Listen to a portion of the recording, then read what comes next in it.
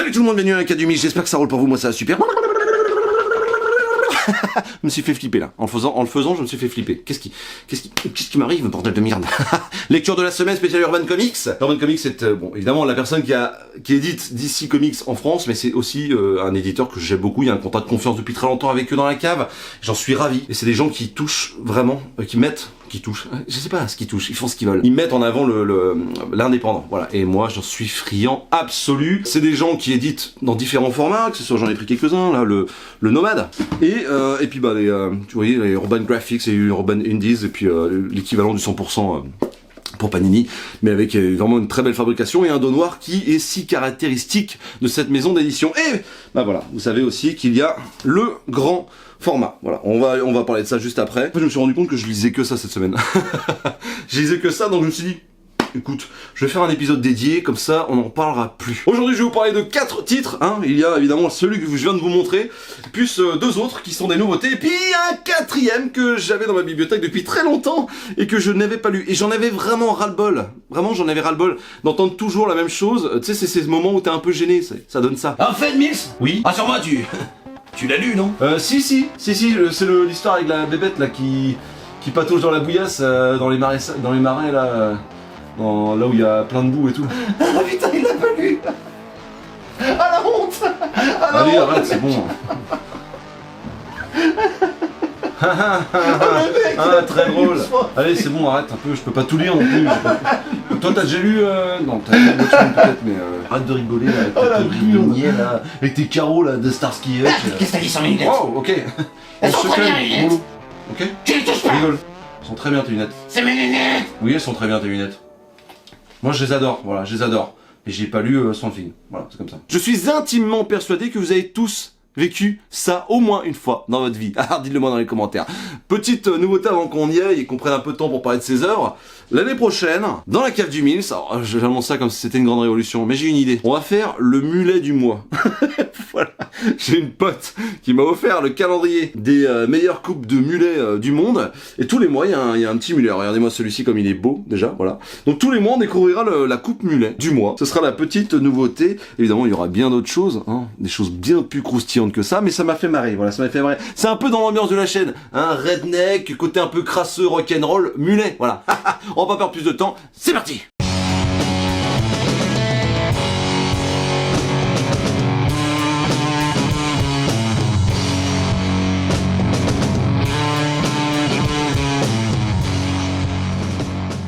It's not enough to know what I'm looking for.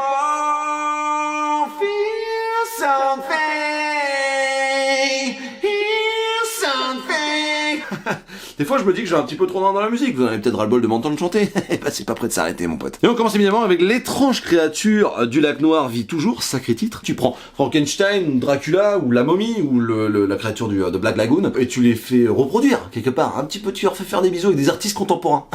Et là, en l'occurrence, c'est Dan Waters et Ramvi qui sont au scénario, et Matthew Roberts qui est au dessin. La couleur est assurée par Dave Stewart, et quelqu'un que je ne connaissais pas, qui s'appelle Trish Mulvihill. Que dire? C'est dans un format, donc c'est Urban Comics qui me l'a envoyé, donc merci à eux. C'est dans le format Urban, ça coûte 20€, 120 pages, sorti le 18 octobre 2024. On va déjà parler du format grand format. Je trouve que il faut avoir l'audace de faire du souple avec les Nomades, ou de faire du grand format façon franco-belge pour que il y a un peu de comics qui s'invite chez les lecteurs de franco-belge. Je trouve pas ça déconnant, à titre personnel. C'est audacieux de le faire, et ça marche toujours. Voilà, ça marche très bien. Je trouve que l'œuvre est très très belle, et dans la collection, bon, pour en avoir quand même un sacré paquet, je suis très content d'avoir ces œuvres qui sont très cool, quoi. Voilà, ça a de la gueule, quoi, quelque part. Je vais pas vous lire la quatrième de couverture ici parce qu'on comprend que dalle. Je vais vous lire le résumé qu'il y a sur, enfin le résumé, le pitch qu'il y a sur le site de chez Urban. Kate Marsden, une journaliste d'investigation tourmentée par son passé, est à la recherche d'un tueur en série qui se cacherait au cœur de la forêt amazonienne. Mais en suivant la trace de ce démon, elle croise par accident la route d'une autre menace potentielle, une entité devenue un mythe dans la région, l'étrange créature du lac noir. Tintin! J'ai trouvé l'installation de l'histoire incroyable, tout simplement. Tu vois cette Kate là qui est complètement désabusée, qui est perdue. Tu sens qu'elle a un gros trauma. Elle dort pas bien, elle est sous cachou. Son métier lui prend tellement de place qu'au final elle va se perdre là-dedans. Il y a une enquête qu'elle va mener qui va la rendre un petit peu paranoïaque. Et il va y avoir une espèce de parallèle, et je pense que c'est là que j'ai beaucoup aimé, c'est ce qui m'a intéressé, avec Ramvi. Je pense que c'est Ramvi qui a amené ça, beaucoup de poésie comme ça, avec les éléments. Elle a un rapport à l'eau qui est hyper poétique, hyper réconfortant et en même temps terriblement flippant. Tu ressens l'oppression, tu ressens le côté claustrophobique des profondeurs dans son histoire. Tu sens qu'elle va être attirée par ce marais, qu'elle va croiser cette créature qui sera toujours en filigrane avec elle, un peu comme Swamp Thing, je rigolais de ça tout à l'heure, mais effectivement, c'est clairement comme Swamp Thing, quoi. On a un problème avec ces eaux poisseuses, on a un délire qui est assez intéressant. Il y a toujours un petit peu ce côté vaseux, voilà. Après, ça va un petit peu vite, et je trouve que la fin est un peu rushée, voilà, je vais pas vous mentir. C'est gore sans être trop gore, c'est même du gore un peu marrant. On n'est pas sur l'horrifique à mon sens. Je trouve que c'est quelque chose, c'est une histoire qui se prend au sérieux, et je trouve que l'antagoniste final, c'est un tout petit peu tiré par les cheveux. Alors je vous avoue bien volontiers que je ne connais pas du tout l'histoire de ce personnage-là, et il y a certainement énormément de clins d'œil au sein de cette histoire, mais moi, à titre personnel, j'ai trouvé que les motivations de chaque personnage, de chaque protagoniste ou antagoniste, à part Kate, j'ai trouvé que c'était un petit peu en deçà. Maintenant, à côté de ça, je trouve que, ouais, c'est quand même sacrément efficace, parce que déjà, le dessin nous en met plein la vue, quoi. J'aime beaucoup les décors un peu fournis comme ça, j'adore la couleur de Dave Stewart, je trouve vraiment que les animaux sont hyper bien faits, il y a un côté faune et flore amazonien que j'aime beaucoup, il y a quelque chose de très mystique, avec, vous voyez, cette ville où il y a une espèce de grosse brume verte qui s'empare comme ça des quartiers, des villages. J'ai trouvé que les personnages, le chara design des personnages et la tronche des personnages étaient vraiment réussis. Le côté dessin, il y a rien à dire. Pour moi, c'est vraiment de haute vol. Le découpage et tout, c'est magnifique, quoi. Vous voyez, il y a toujours ce rapport à l'eau. Elle est toujours attirée par quelque chose qui lui veut du mal. Cette espèce de l'eau, c'est un petit peu le côté un peu insaisissable. Tu peux pas la canaliser, l'eau. Je veux dire, une tempête, dans la tempête, ce qui fait pratiquement le plus de dégâts, à part les tornades et les siphons. Enfin, il y a vraiment le côté grande crue. Tu sais, il y a quelque chose de terrible dans l'eau. Je trouve que c'est l'un des éléments que tu peux pas du tout maîtriser, la flotte. Et là, tu le ressens. Sincèrement, l'enquête avance bien, ça m'a fait penser un petit peu à The Long Night, dans du Wolverine, un petit peu dans le délire très bestial. J'ai trouvé ça très stylé. Voilà, j'ai trouvé ça très stylé. Maintenant, je vous avoue que la fin m'a un peu m'a pas refroidi, hein, loin de là. Mais j'ai trouvé que c'était un parti pris qui faisait qu'effectivement, on décide de terminer comme ça, et j'ai trouvé ça un tout petit peu facile, voilà. Un tout petit peu facile. Mais pour toutes les personnes qui voudraient découvrir ce personnage comme moi par exemple, bah ouais, c'est prometteur le Universal Monster, parce que en fait il est en filigrane, la créature du lac noir là. Elle est en filigrane un peu dans l'histoire, mais tu comprends ce qu'elle est, tu comprends ce qu'elle veut, tu vois à peu près la puissance qu'elle a et par où elle en est passée pour arriver là. Et en fait, c'est suffisamment cool parce que c'est un petit peu comme les histoires de kaiju, tu vois, où les kaiju, le truc c'est que le kaiju c'est pas le truc principal. Ce qui compte, c'est les habitants qui sont en dessous en train de mourir écrasés par les énormes pattes de ce kaiju. Bah là, c'est un peu pareil. C'est-à-dire que tu sens qu'il y a un vrai mythe autour de cette bestiole. Et en fait, tu vois un petit peu la ville comme elle fonctionne autour de ce mythe. Tu découvres des cadavres et puis tout ça est mis sur le dos de cette créature-là. Et tu te doutes qu'il y a quand même une anguille sous roche parce que si cette créature voulait tuer à ce point-là autant d'humains, bah elle ferait carrément plus de dégâts, donc il y a toute une enquête là-dessus. Kate, ça va être complètement dépassé, et moi j'adore, c'est un peu triste et macabre de ma part, mais effectivement j'adore voir les personnages principaux complètement submergés. Alors, petit jeu de mots avec la flotte, qu'est-ce qu'il y a j'ai pas fait exprès, c'est le talent. non mais vraiment j'aime bien voir ces personnages submergés d'émotions et vraiment ne même pas comprendre ce qui se passe et de devoir subir les événements et subir les éléments. Donc voilà, je vous conseille quand même de lire cette œuvre. Juste la fin était un petit peu en deçà pour moi, mais la construction est sympa, les personnages sont hyper bien écrits, les dialogues sont concis mais sacrément efficaces. Il y a un petit peu d'humour, tu t'attaches vraiment à cette Kate, et pourtant l'installation est faite en 5-6 pages, hein, et en 5-6 pages, ça passe une certaine étape, c'est assez intéressant. Vraiment, moi je vous conseille de lire L'étrange créature du lac noir vit toujours, si toutefois vous voulez vous faire un petit peu peur, si vous voulez frémir, si quelque part vous voulez plonger en eau profonde. Mais décidément suivant. Et on enchaîne immédiatement avec 2 indices. Celui-ci et celui-ci. Let it snow, let it snow, let it snow. Pardon. Le Déviant, un conte de Noël, première partie. Ah, je vais te dire, qu'est-ce que c'est que cette petite pépite? J'ai adoré. Vivement le tome 2, bordel, j'en peux plus. C'est James Tynion IV qui l'a écrit. Donc, bon, James Tynion IV, c'est une méga star. Faut pas sous-estimer ça dans notre milieu de niche, là. C'est une méga star. Pour moi, c'est équivalent d'un Jeff Lemire à un moment, ou même d'un Mark Millar, même d'un Bendis. On est vraiment là-dessus. On est sur une plume bien spécifique, quelqu'un qui est terriblement efficace dans l'horrifique, ça on le sait tous. Je vais pas vous faire l'affront de vous présenter The Nice House on the Lake, Department of Truth, qu'il faut absolument que je commence d'ailleurs, Something's Killing the Children. Là, il y a World Tree, qui me donne trop envie d'aller le lire, quoi. C'est cool que ça existe encore des méga stars comme lui. Vraiment, il y a un vrai truc qui fait que, ouais, ce mec est important. Ce mec qui est vraiment important. Cette œuvre est sortie en France dans le format Urban, toujours évidemment, pour 20 balles, sorti le 11 octobre 2024, ça fait 128 pages il me semble. Donc scénarisé par James Tynion DeFore comme je le disais, et c'est dessiné par Joshua Hickson. Joshua Hickson c'est qui mon petit lapin? C'est un mec qui, alors le néophyte, allez suivre sa chaîne d'ailleurs si c'est pas le cas, le néophyte se fout de ma gueule tout le temps parce que j'aime pas Sean Phillips, enfin j'aime pas trop le dessin de Sean Phillips, je trouve qu'il est, enfin ouais je vais pas commencer à débattre là-dessus, parce que sinon on va pas faire un épisode complet, tu vois, on n'est pas là pour balancer de la haine, non mais Dieu. Je trouve qu'il a le même dessin que Sean Phillips, voilà. Mais c'est pas grave, c'est pas grave, c'est juste que je trouve qu'il y a vraiment quelque chose de similaire avec ce personnage, tout simplement, tu vois, c'est très sombre, c'est, bon on va en parler, y a pas assez de détails, c'est très sombre, mais pourtant ça marche très bien, y a pas de problème là-dessus, mais c'est pas le truc que je kiffe, est-ce que j'ai encore le droit de donner mon avis en 2024, s'il vous plaît? Je me calme.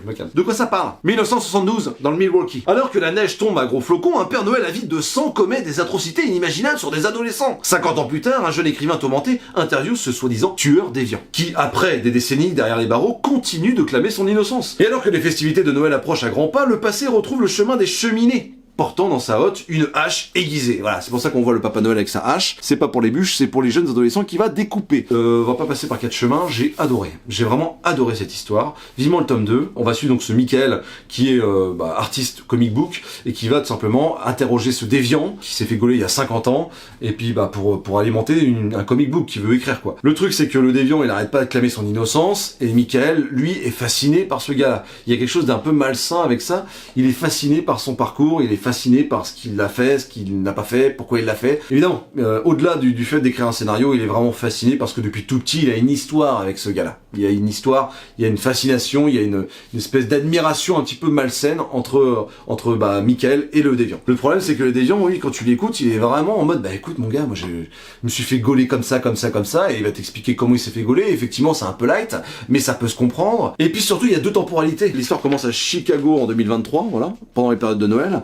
Et le chapitre d'après, on est dans Milwaukee, en décembre 1973. C'est très intéressant parce que les 2 personnages, on va parler de l'homosexualité, clairement, je vous le dis. On parle d'homosexualité à tous les étages dans ce comics. Et c'est très important et c'est très intéressant de comprendre l'homosexualité 50 ans plus tôt et maintenant. Et j'ai trouvé ça très bien traité. Vraiment très bien traité. Il y a ce côté, comment dire, j'ai l'impression que Michael, il veut que le déviant ait de bonnes raisons parce que il y a eu, évidemment, il y a eu des railleries par rapport à son homosexualité, il y a eu des moments pas faciles et il voit ça un petit peu comme une vengeance. Il y a un truc très malsain, ok? Il y a un truc très malsain autour de la fascination que Michael a pour le déviant. Et le déviant est presque là pour pour rationaliser un peu le truc. J'aime beaucoup parce que Michael n'est pas manichéen. C'est un gars qui est bourré de vices, qui est bourré d'idées cheloues, et ça va nous amener, je pense, dans le 2e tome, sur ça, sur le fait que le personnage principal, le protagoniste que tu suis, que tu trouves un peu bizarre, à mon avis, il y a un truc qui va faire que, effectivement, il est pas tout lent dans l'histoire. Je vous en dis pas plus parce que moi j'en sais pas déjà plus. J'ai trouvé la construction très intéressante. Ce que j'aime bien avec ce genre de dessinateur, un peu comme Sean Phillips, mais là c'est Hickson, Joshua Hickson, il est très bon pour montrer un peu les visages crasseux, les visages un petit peu burinés, et forcément, vu qu'il n'y a pas beaucoup de détails, les fonds sont très souvent noirs, surtout pendant les interviews, et il y en a quand même un paquet. Ça laisse place au discours, à l'intensité qu'il y a dans les yeux, et à l'ancrage qui est très très profond. Il y a un côté très malsain, très crasseux dans le dessin, que j'aime beaucoup. Là-dessus, je dois bien avouer que c'est très efficace. Et c'est un peu comme Sean Phillips, c'est un peu pareil, c'est que il est très fort pour que 2 personnes au bar discutent et fument des tiges en papotant, vu que les discours sont très bien écrits d'un côté pour Ed Brubaker, et là effectivement par James Tynion DeFore, c'est très très très intéressant. La plume est fine quoi. Il y a un vrai délire sur l'ambiguïté, sur des mots, sur l'expression, sur les comiques de répétition.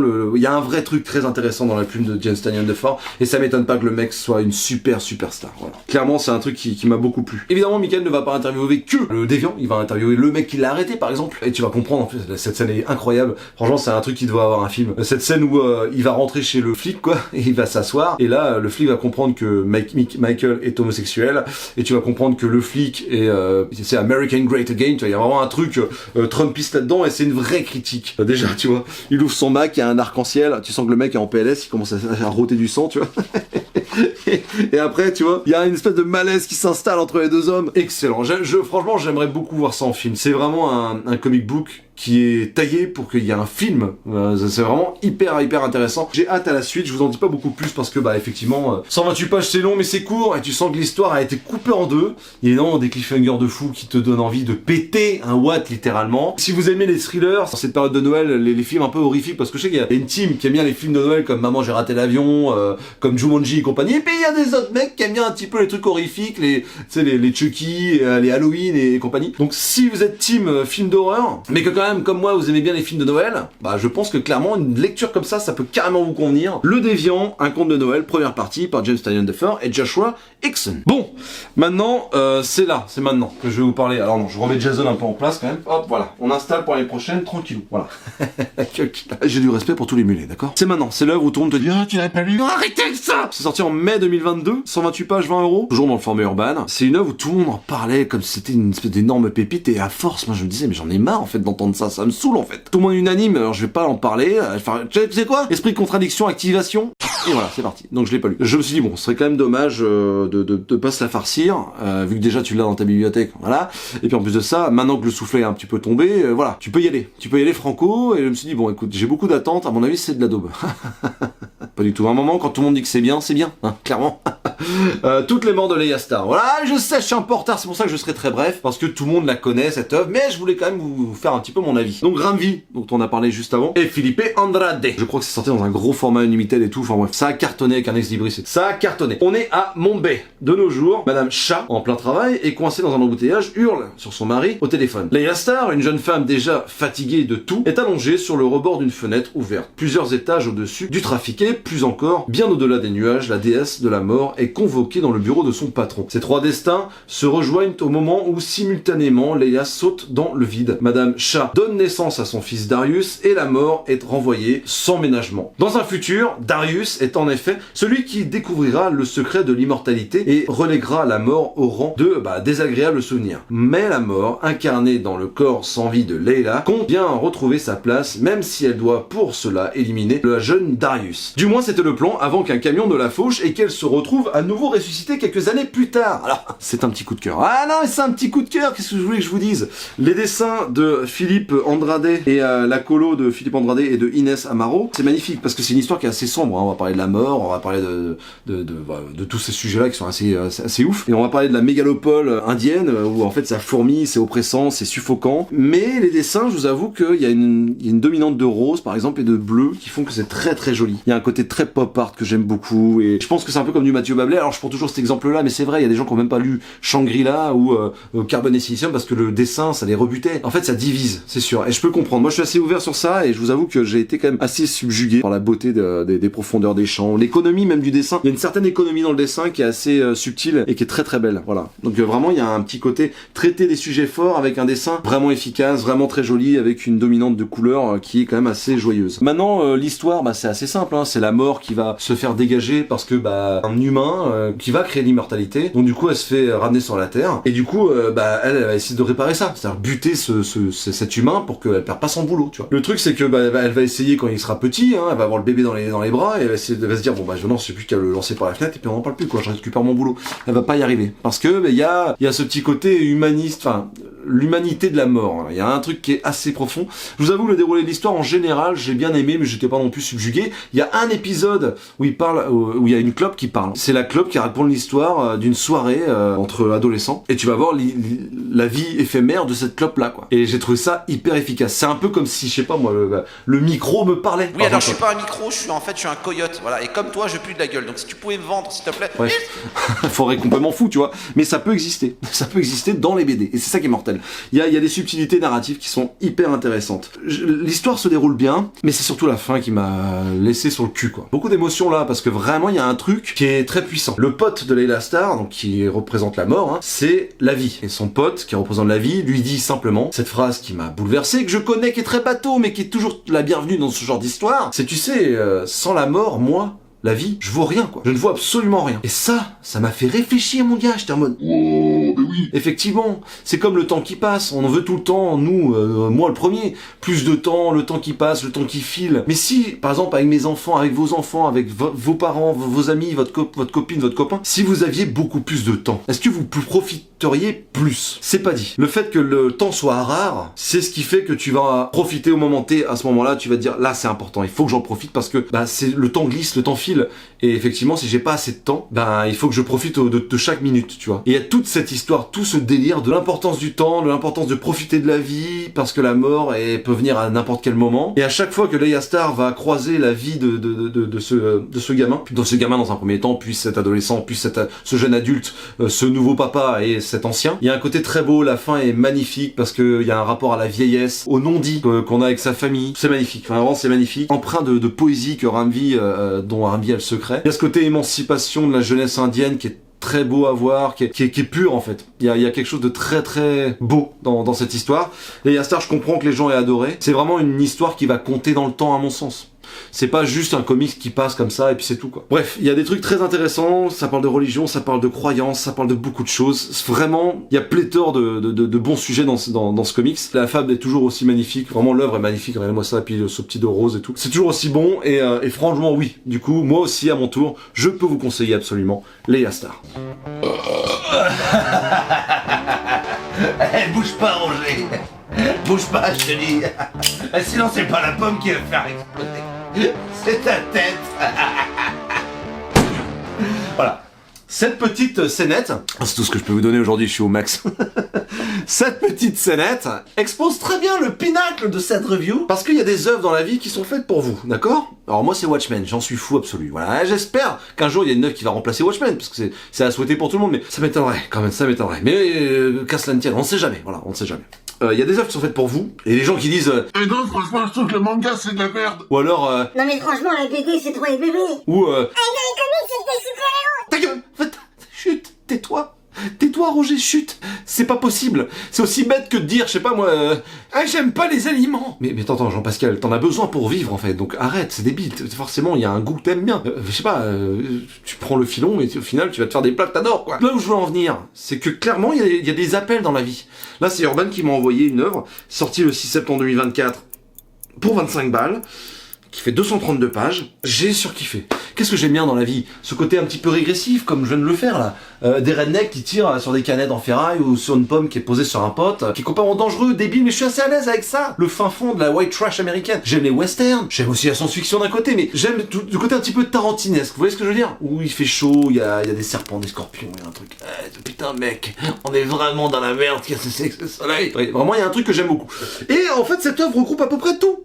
Ce que je kiffe, plus le rugby. En France c'est le rugby, mais le football américain. Vous l'aurez peut-être deviné, l'œuvre dont je vais vous parler, le premier tome qui regroupe les 8 premières issues de cette histoire s'appelle Thousand Bastard. Déjà, Jason Aaron.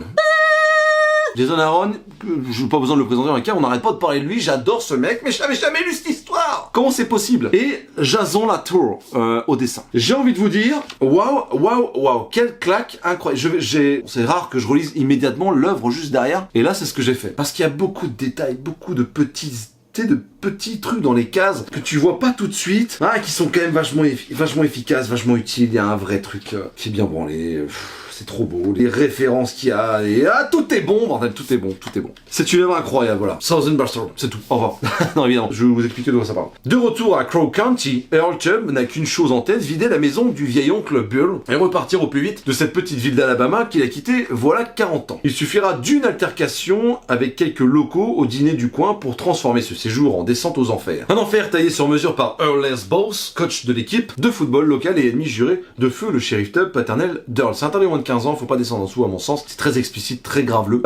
J'ai adoré, c'est une histoire écrite par Jason Aaron, pour Jason Aaron, ça parle de son vécu, il y a une préface où en fait il t'explique qu'il connaît ces petits villages du sud et que il y a des choses problématiques là-bas qui arrivent, des trucs aussi touchants, et il y a une certaine mélancolie qui s'en retire quand tu le lis, il y a quelque chose de mélancolique, mais il y a des choses qui sont tellement des bourrins sur certains aspects qu'ils passent pour des énormes tarés quoi auprès du reste des États-Unis. Je pense qu'on se rend pas compte à quel point c'est différent le nord et le sud et l'est et l'ouest. Même moi qui me suis renseigné un petit peu sur les États-Unis durant toutes ces années, je pense qu'il faut le vivre. J'ai adoré cette histoire de Earl là, qui arrive 40 ans après pour vider la baraque de son vieil oncle, qui croise des anciennes personnes qu'il a pas vues depuis 40 ans, qui ont toujours des plaies béantes, hein, des cicatrices, et puis bah il y a des gens qui appuient avec du citron comme ça et qui versent du jus dedans pour voir comment ça bouge, juste par méchanceté. C'est incroyable. Vraiment, c'est d'une puissance, c'est d'une efficacité dans l'écriture, c'est brut de décoffrage, c'est génial. Vraiment, je souhaite à quiconque de découvrir ça, c'est dégueulasse. T'as des gens qui ont des tatouages de drapeaux sudistes, qui portent des Glocks dans la main, qui partent à la guerre avec leur casque sur la tête, de football américain. Les dessins sont massifs, tout est incroyable. Il y a une économie aussi, pareil, dans les décors et tout, pas tout le temps, mais il y a une certaine économie parce qu'il y a des choses qui doivent être mises en avant. Il y a un code couleur qui est magnifique, c'est brutal, c'est violent, ça balance dans tous les sens. Tu vois, le mec a un énorme serpent sur le bras droit et sur le bras gauche, il a un drapeau sudiste avec marqué rebelle dans le cou. Et puis, du coup, ce Earl qui était pas dans le village depuis des années, il se rend compte que tout tourne autour du football américain et donc de Boss, cet entraîneur, qui lui est clairement le parrain de la mafia et qui lui a sous ses ordres des joueurs du football américain, des joueurs de football américain qui l'obéissent au doigt et à l'œil. Et il y a une omerta dans ce petit village. Il y a vraiment le côté de la mafia d'une petite bourgade. Et c'est ça que j'ai aimé, c'est à taille humaine. On parle de la white trash, on parle de rebelles, on parle de redneck qui sont vraiment dégueulasses, qui sont ignobles et qui ont un comportement raciste, misogyne. Et évidemment que ça dénonce ça. Mais moi, c'est ce que j'aime dans ces histoires-là. C'est des caractères qui sont construits de telle manière que ça va devenir des punching balls, les gars. Tu vas pouvoir taper dessus et ça va être jouissif, ça va être kiffant. Jason Aaron a une efficacité dans les textes, c'est assez verbeux mine de rien, mais il y a une efficacité qui est incroyable. Il y a un trip avec les chiens, le côté chien de la casse, tu vois, il y a vraiment le côté, vraiment ça épouse le côté white trash, vraiment le côté les Américains, redneck, laissés dans un coin, qui font des concours de quad dans la boue, il y a vraiment ce délire là. Ça juge un petit peu, on va pas se mentir, ça juge ces personnes là, voilà, clairement c'est un stéréotype, c'est un cliché, mais là ça sert l'histoire, parce que ça doit exister certainement. La police, qui est complètement à la botte de Boss, où il y a un épisode entier, une issue entière, où on va t'expliquer un peu son passé, comment il en est arrivé là, comment il est devenu l'entraîneur de l'équipe, de qui il s'est servi pour avoir toutes ses connaissances et devenir un bon entraîneur. Il s'est construit tout seul, le gars. Et du coup, ça lui donne une certaine légitimité dans le village. Earl, lui, il est pas là pour se faire emmerder. C'est-à-dire que le gars, il est pas là depuis 40 ans. Le mec, tu casses les couilles, tu viens nous péter les jambes, je vais te péter la tronche avec une batte de baseball. Avec une branche d'un certain arbre qui compte et qui a une grosse signification. Il y a beaucoup de significations. Entre le chien de la casse, l'arbre de l'oncle, le petit gamin qui vient les voir. Et puis, tu vois que le personnage principal, pendant tout, il y a un fil rouge.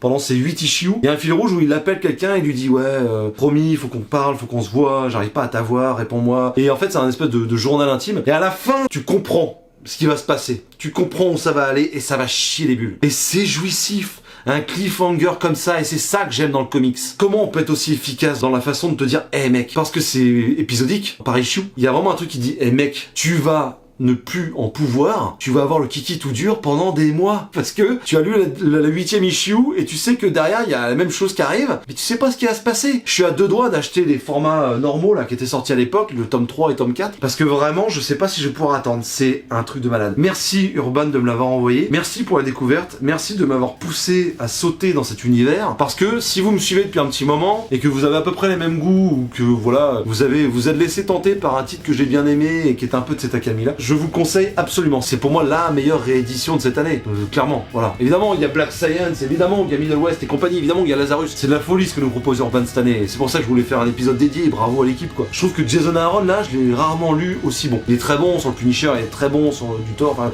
il est très bon un peu partout, mais je trouve que là, il est excellent. Excellentissime. Donc, je vous conseille à mort, c'est mon coup de cœur de la semaine. J'espère que pour vous ça le sera aussi. N'hésitez surtout pas à me dire dans les commentaires si je vous ai donné envie de lire L'étrange créature du lac noir vit toujours, ou bien Layla Starr, que tout le monde connaît à part moi, hein. Le Déviant, qui est vraiment sur fond sociétal, t'amène un truc vraiment de thriller incroyable, d'un polar ultra sombre. Vraiment, j'ai adoré. Et alors, Thousand Bastards, putain, mais vivement la suite. Regardez-moi ça, je me suis pas assez attardé sur le dessin, mais regardez-moi cette efficacité. Regardez le gars là avec son casque de football américain, son tatouage sudiste, son débardeur et son colt Regardez-moi ça, ça donne pas envie de lire ça, enfin, pas parce qu'il y a un drapeau suisse, on est tous d'accord, mais parce que tu sais que ça va partir en couille quoi. C'est incroyable, j'ai pas envie de vous spoiler, regardez-moi ça. Et si vous aimez le football américain, faut foncer, si vous aimez les films de Tarantino, faut foncer, si vous aimez les revenge movies, vous allez kiffer ce mec un peu puriné par la life, qui fout des coups de friteuse un peu comme dans Watchmen, tu sais, où le Rorschach il fout là. Enfin bref, il y a vraiment, il y a de tout, il y a des textes marrants, c'est drôle, c'est touchant, c'est surtout hyper énervé, et puis il y a le côté du papa qui était shérif à l'époque, et qui ouais, il y a des trucs à régler entre familles, il y a des trucs à régler entre individualités dans le village. J'aime bien les histoires où le gars fume sur une caisse de dynamite quoi. Il y a un truc où tu dis, si la cendre tombe, ça va partir au steak, et la fin, le cliffhanger de ce tome 8, tu te dis mais oui, ça va exploser là, c'est génial, ça va exploser, vivement la suite. Voilà. Sur ce, prenez soin de vous, suivez-moi sur Insta, TikTok et Thread. Dites-moi quelles sont vos petites pépites de la semaine, parce que là j'en ai partagé un paquet, mais à vous aussi de me les écrire, je vous le dis toujours autant avec plaisir. Merci à toutes et à tous de me suivre de plus en plus nombreux, d'être de plus en plus nombreux, on est bientôt 3000, c'est de la folie. Moi je vous fais d'énormes bisous, prenez soin de vous, et à très bientôt dans la cave.